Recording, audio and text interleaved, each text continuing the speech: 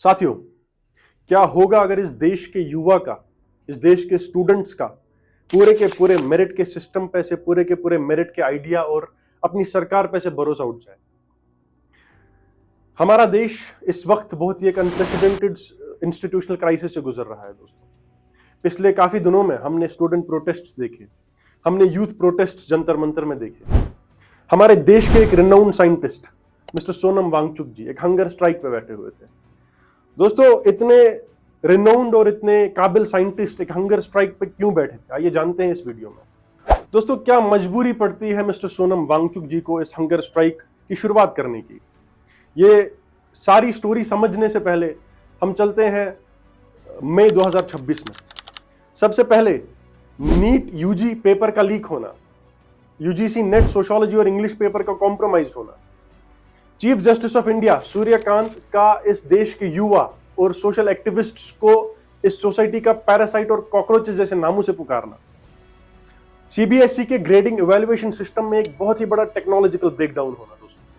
दोस्तों, ये सारी कहानियां एक मास मूवमेंट, एक मास स्टूडेंट मूवमेंट को जन्म देती है, जिसको लीड करते हैं अभिजीत दीपके, जिसका नाम पड़ता है कॉकरोच जनता पार्टी। दोस्तों, ये कॉकरोच जनता पार्टी एक ऐसी मूवमेंट बनती है जो लाखों में फॉलोअर्स गेन करती है सोशल मीडिया पर रातों रात। साथियों, ये सिर्फ एक सोशल मीडिया पेज बन के नहीं रह जाता, ये एक सैटारिकल यूथ मूवमेंट बनती है। स्टूडेंट्स के अंदर जमी हुई बड़ास ओवर द ईयर्स, जो काफी टाइम से पेपर लीक्स के चलते उनके अंदर बनती आ रही है, वो बाहर निकल आती है। साथियों, इनका पहला सीजेपी का पहला जो स्ट्रीट डेमोन्स्ट्रेशन होता है वो 6 जून को होता है। फिर उसके बाद उनका एक इंडेफिनिट प्रोटेस्ट स्टार्ट होता है 20 जून को। साथियों, इनकी डिमांड्स क्या होती है? सबसे पहली demand, union education minister Dharmendra Pradhan का रेजिग्नेशन, अफेक्टेड फैमिलीज को कॉम्पनसेशन, और जो भी बच्चे इस नीट पेपर लीक के करते सुसाइड करके जिनकी जान गई है, उनकी फैमिलीज को 1-1 करोड़ का कॉम्पनसेशन। और भी एक फुल फ्लश इनका मैनिफेस्टो है, जो कि एक पॉलिटिकल मैनिफेस्टो की तरह नहीं है। इनकी सोच ये है कि ये यूथ और स्टूडेंट्स की अच्छाई के लिए बात करें, उनके राइट्स के लिए बात करें। साथियों, जंतर मंतर पे लंबा चलता आता हुआ प्रोटेस्ट, उस प्रोटेस्ट के दौरान एक कॉल दी जाती है, पार्लियामेंट मार्च की कॉल दी जाती है। सीजेपी के फाउंडर अभिजीत दीपके और सोनम वांगचुक जी के द्वारा एक कॉल दी जाती है। लेकिन दोस्तों, कहानी में ट्विस्ट तब आता है जब 18 जुलाई को सोनम वांगचुक जी को दिल्ली पुलिस सुबह के टाइम पे फोर्सबली घसीटते हुए जंतर मंतर से लेके जाती है और उन्हें सफदरजंग हॉस्पिटल लेके जाती है। शायद सरकार की ये गलती थी या एक भूल थी। सरकार को यह लगता है कि अब सोनम वांगचुक जी भी हमारी गिरफ्त में है, अब प्रोटेस्ट 20 जुलाई को प्रोटेस्ट भी नहीं होगा। लेकिन नहीं दोस्तों, सरकार गलत थी। साथियों, चलते हैं 20 जुलाई की सुबह को। सबसे पहले सुबह 5 बजे ट्रक्स लोडेड विद स्टोन्स दिखाई दिए हमें प्रोटेस्ट साइट पर। दूसरा, आरएएफ फोर्सेस डिप्लॉय किए गए without any name tags, metal detectors हटाए गए प्रोटेस्ट साइट से, और बैरिकेड्स, किसी किसी जगह से बैरिकेड्स भी हटाए गए। या तो पुलिस किसी के आने का वेट कर रही थी, या तो वो चाहते थे कि प्रोटेस्ट साइट बड़ी हो जाए। बहुत ही सस्पिशियस चीजें हुई 20 जुलाई की सुबह को। साथियों, 20 जुलाई को जैसे ही सुबह होने लगती है, लोग मार्च करना शुरू कर देते हैं जंतर मंतर की ओर। लोगों को बहुत ही जोश के साथ, भीड़ को बहुत ही जोश के साथ देखा जाता है। पुलिस भीड़ को बहुत रोकने की कोशिश करती है, चेक पोस्ट्स बनाती है, लेकिन लोग उन चेक पोस्ट्स को लांघ के आ जाते हैं जंतर मंतर। लाखों की संख्या में लोग आते हैं। मंडे 20 जुलाई एक मंडे था, a working day and a rainy day as well, लेकिन फिर भी लोग लाखों की संख्या में आते हैं दोस्तों। मेजर जो मेट्रो स्टेशंस हैं जंतर मंतर के आसपास में, जैसे राजीव चौक, पटेल नगर, वो ब्लॉक करने की कोशिश की जाती है।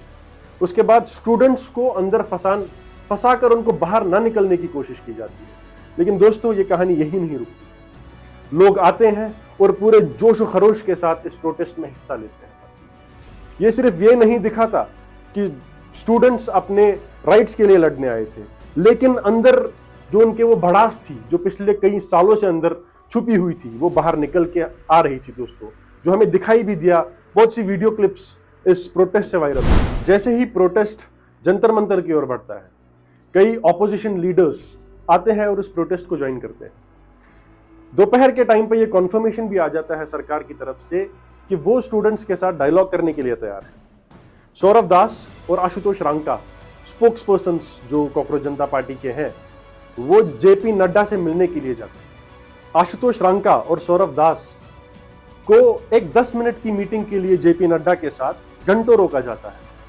इस दौरान प्रोटेस्ट रुकता नहीं है, वो आगे बढ़ता है पार्लियामेंट की ओर, और जैसे ही protest press club of India के पास पहुंचता है, साथियों सिग्नल जैमर्स लगाए जाते हैं।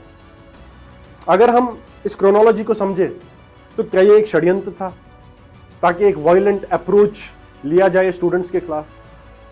क्या ये एक बहाना था पुलिस के लिए कि वो लाठीचार्ज शुरू करे? और this is the exact point साथियों, जहां लाठीचार्ज स्टार्ट किया गया स्टूडेंट्स के ऊपर, जहां टेयर गैसेस दागे गए स्टूडेंट्स के ऊपर। एक बहुत ही वायलेंट नजारा दिखा हमें पुलिस का, एक बहुत ही वायलेंट रूप दिखा हमें पुलिस का, जहां हमने देखा कितने लोगों के उन्होंने सर फोड़े, कितनी लड़कियों पे उन्होंने लाठी चार्ज किया, कितने लोगों के उन्होंने कपड़े फाड़े, कितने लोगों को उन्होंने हरास किया। मेरा सवाल यह है साथियों, is this the way the students of this nation deserve to be treated? No साथियों, अल्टीमेटली पुलिस ने फोर्सिबली लाठी के दम पे, टेयर गैसेस के दम पे भीड़ को जंतर मंतर से बाहर खदेड़ दिया, जंतर मंतर को खाली कर लिया और अल्टीमेटली जंतर मंतर का कंट्रोल ले लिया।